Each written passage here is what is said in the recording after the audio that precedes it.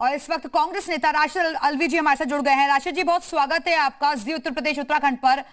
Sir, आपके star प्रचारकों जो सूची थी स्टार प्रचारकों की, वो भी हाल फिलहाल में ही आई थी, उसमें आरपीएन सिंह भी पार्टी के लिए प्रचार करने वाले थे, लेकिन ऐसा क्या हो गया कि उन्होंने पार्टी का साथ छोड़ दिया? देखिए, तो उनसे बात करनी चाहिए थी प्रचारक बनाने से पहले।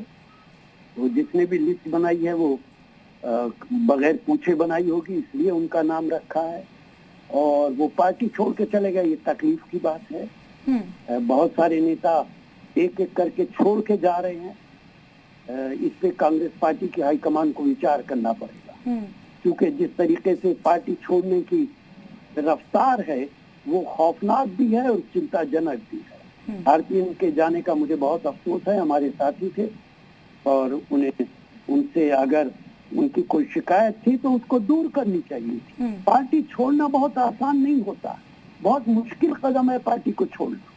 तो क्या मजबूरी थी, क्यों छोड़ा है, इसका जवाब तो आरपीएन देंगे, लेकिन कांग्रेस पार्टी के लिए बड़ी चिंता का विषय है कि क्यों पार्टी छोड़ कर जा रहे हैं। इस पे विचार करना चाहिए और संजीदगी से करना चाहिए और जल्दी करना चाहिए ताकि भविष्य में ऐसा ना हो। राशिद जी, आपको लगता है क्या ये कम्युनिकेशन गैप है?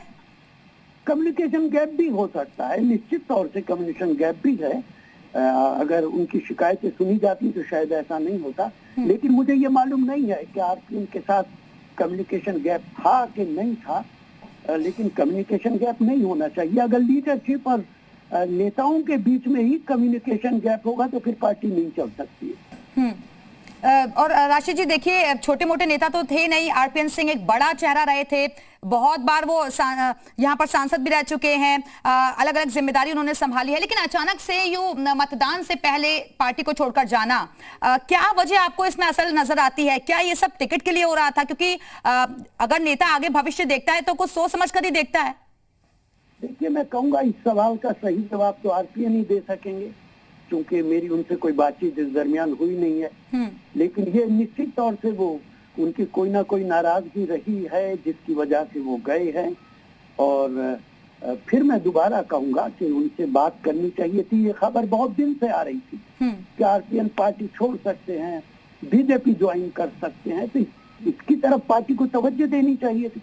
उनसे बुला के बात करनी चाहिए थी क्या शिकायत है, क्योंकि इस तरीके से अगर नेता छोड़ते चले जाएंगे तो फिर पार्टी को बड़ा नुकसान होगा।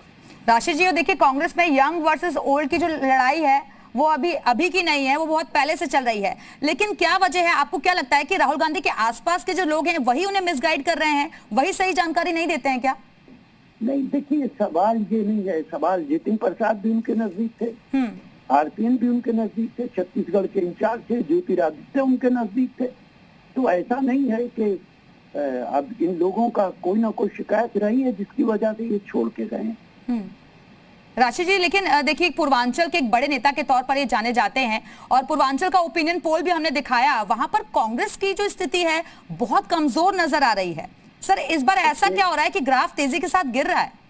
देखिए, कांग्रेस पार्टी यूपी के अंदर कमजोर है, ये मैं मानता हूँ, लेकिन इसका ये मतलब हरगिज नहीं है कि कम्युनिकेशन गैप हो या उनसे जिनकी शिकायतें उनको दूर ना किया जाए। और आरपीएन इतने मामूली नेता नहीं थे, वो अपने इलाके के नेता थे और उनको काफी कांग्रेस पार्टी अहमियत देती रही थी। तो अगर उनकी शिकायतें थी तो उन्हें दूर करना ही चाहिए था।